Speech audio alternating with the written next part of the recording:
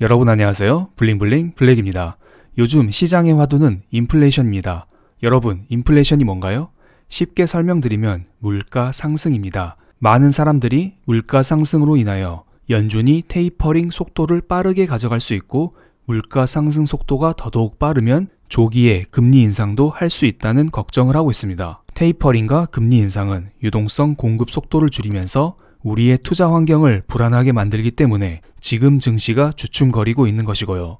여기에 일시적인 인플레이션을 외치고 있었던 파월 연준 의장마저 일시적이긴 한데 내년까지 갈 수 있어 이런 말을 하면서 우리를 불안하게 만들고 있습니다.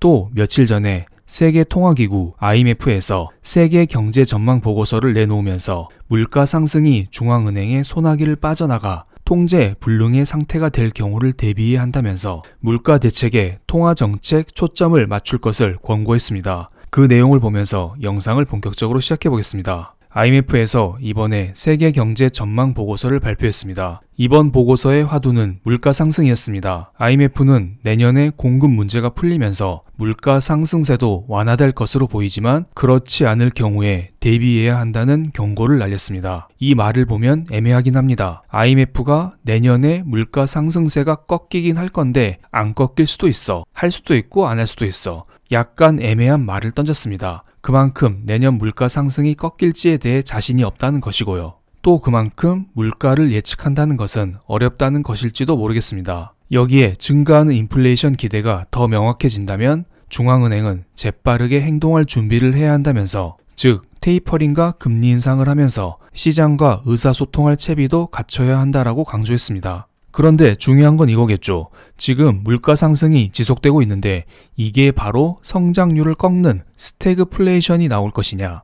여기에 IMF는 그럴 가능성은 낮다라고 말했습니다. 지금 인플레 위험은 크지만 세계 경제 성장세가 큰 폭으로 둔화하지는 않을 것으로 예상했습니다. 성장이 조금 꺾이긴 한데 그렇게 많이 꺾이진 않는다. 이런 말을 했습니다. IMF는 3개월에 한 번씩 세계 경제 성장률 전망치를 발표하고 있는데요. 지난 7월 달에는 올해 세계 경제가 6% 성장한다라고 예상했었는데 이번에는 그보다 0.1% 낮은 5.9% 정도 성장한다. 소폭 하향 조정했을 뿐입니다. 즉 공급망 차질과 에너지 공급 부족이 경제 상황을 어렵게 만들고 있지만 성장률에까지 영향을 줄 정도로 심각하지 않다는 평가를 내렸습니다. 지금 상황이 좋진 않지만 그렇게 최악은 아니다. 이런 식의 전망을 했는데요. 생각보다 괜찮은 전망입니다. 그런데 저는 조금 더 중립적인 의견을 드리기 위해서 IMF의 부정적인 코멘트도 첨부해드리겠습니다. 이번 보고서에서 IMF는 주식, 부동산 급락 가능성을 경고했습니다. 만약에 우리의 예상대로 잘 진행이 된다면 지금의 성장은 크게 꺾이지 않을 것이라는 전망을 했지만 만약에 물가 상승이 내년에도 지속된다면 중앙은행의 통화 정책이 완화해서 긴축으로 전환되면서 심각한 불안을 부를 수 있다라고 했습니다. 연준은 지난해 팬데믹 충격을 줄이기 위해서 유례없는 규모의 통화 완화 정책을 펼쳐서 시중의 유동성을 대폭 끌어올렸고 이것은 자산의 가격을 큰 폭으로 올려왔습니다. 그런데 만약에 IMF의 기대와 달리 물가 상승이 지속된다면 연준은 어쩔 수 없이 유동성 축소 정책을 펼칠 수밖에 없고 이것은 자산 가격 폭락을 불러올 수밖에 없다. 이런 이야기를 한 것입니다.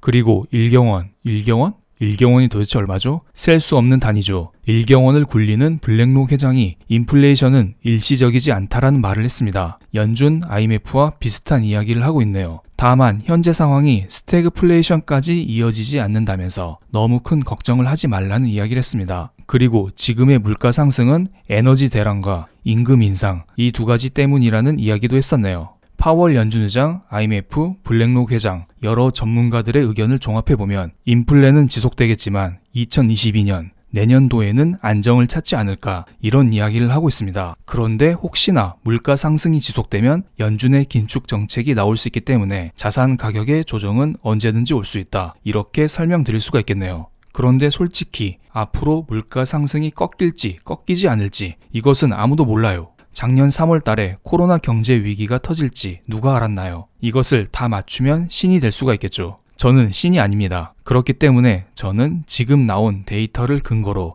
여러분께 현재 상태를 설명드리겠습니다. 연준에서는 기대 인플레이션을 지속적으로 발표합니다. 왼쪽은 1년 기대 인플레이션이고 오른쪽은 3년 기대 인플레이션입니다. 앞으로 1년 후, 3년 후에 물가 상승이 어떻게 될지 연준에서 주기적으로 발표하는 것입니다. 1년, 3년 기대 인플레 모두 앞으로 꾸준히 증가한다라는 전망을 내놓고 있습니다. 이것만 보면 앞으로 물가 상승이 지속될 것만 같죠. 그리고 이번에는 5년짜리 장기 기대 인플레이션 보겠습니다. 빨간색 막대를 보시면 됩니다. 2019년 7월달 코로나 이전이죠. 이때에는 5년 장기 인플레이션을 3%로 전망했습니다. 그리고 몇 달 전 21년 4월달 역시 3%로 전망을 했고요. 그리고 물가 상승이 가시화된 최근에는 3.16%로 전망을 했습니다. 즉 생각보다 장기 인플레는 크게 오르고 있지 않다. 회색 막대 그래프인 단기 인플레는 이렇게 지속적으로 오르고 있지만 빨간색 막대 그래프인 장기 인플레는 생각보다 크게 오르지 않고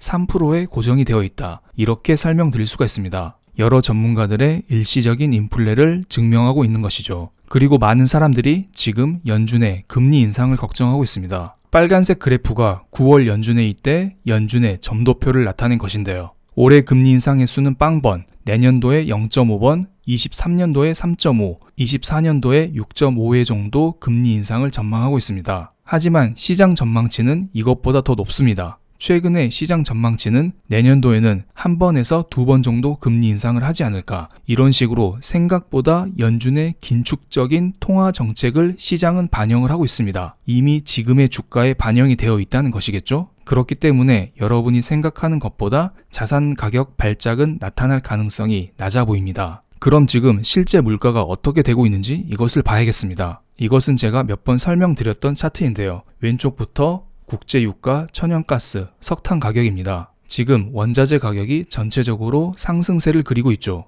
여러 전문가들이 이야기했듯 내년까지 이런 원자재 가격들의 상승세는 어쩔 수 없이 나올 거라 봅니다. 그럼 여러분들은 이것을 봐야 됩니다. 원자재 가격이 상승하긴 하는데 상승 각도가 지금보다 빨라지지만 않으면 됩니다. 지금 정도의 상승 속도는 이미 사람들이 예상한 수준이기 때문에 생각보다 자산 가격에 충격을 불러오지 않을 수도 있거든요. 또한 많은 사람들이 걱정하는 것은 이렇게 원자재 가격이 쭉쭉 올라가면은 기업들이 만들어내는 물건의 가격이 오르면서 소비자 물가 역시 오르지 않을까, 이런 걱정을 하고 있습니다. 어제였죠. 미국의 9월달 소비자 물가 지수가 나왔습니다. 시장의 예상치는 전년 대비 5.3% 정도 상승하는 것이었습니다. 그런데 실제로 까보니 전년 대비 5.4%나 상승했습니다. 그래서 여기에서는 이런 기사가 나왔습니다. 공급망 붕괴, 장바구니 물가 끌어올렸다. 무슨 경제 망하는 줄 알겠습니다. 예상치보다 조금 더 오르긴 했지만 생각보다 그렇게 크게 오르지 않았습니다. 즉 물가가 오르긴 했지만 예상된 수준에서 움직였다. 물가 상승 속도가 생각보다 완만했다. 이렇게 설명을 드릴 수가 있겠네요.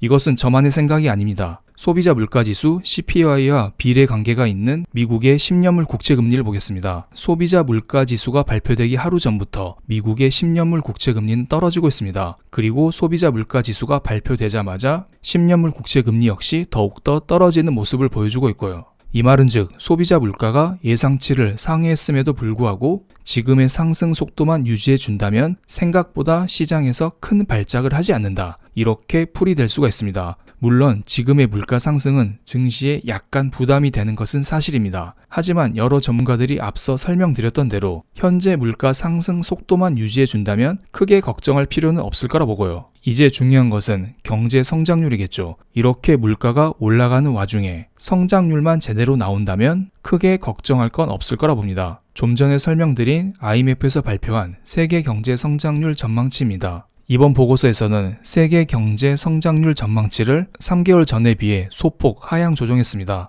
나라별로 보면 한국은 그대로 유지했고 미국은 1%, 1% 정도 하향 조정시켰습니다. 하지만 내년도 성장 전망치를 0.3% 정도 상향 조정시켰네요. 저는 유로존을 크게 봤습니다. 유럽의 경제 성장률 전망치는 기존의 4.6% 대비 5.0%로 0.4%나 크게 상향 조정시켰습니다. 만약에 유럽의 경제 성장이 IMF 전망대로만 나온다면 유로화의 상승을 불러올 수 있습니다. 그리고 만약에 이렇게 유로화가 상승 전환된다면 생각보다 달러 강세가 주춤거릴 수가 있어요. 무슨 말이냐면 지금 미국에서는 테이퍼링 금리 인상을 지속적으로 외치고 있죠. 이런 상태라면 달러가 지속적으로 강세를 보일 수밖에 없습니다. 하지만 달러와 반대편에 서 있는 유럽에서 경제 성장이 생각보다 크게 나온다면 유로화의 강세가 나오면서 상대적으로 달러 약세를 부를 수가 있습니다. 즉, 달러는 지금 무조건 강세 요소만 있는 게 아니라 달러 강세 요소와 달러 약세 요소가 혼조되면서 여러분이 생각하는 것만큼 달러 강세가 나오지 않을 수도 있다는 것입니다. 그렇기 때문에 지금 봐야 될 것은 물가 상승 속도와 유로존의 성장이 이대로 쭉 나오는지 이것을 체크할 필요가 있어 보입니다. 그럼 오늘 영상 여기에서 마칠게요. 감사합니다.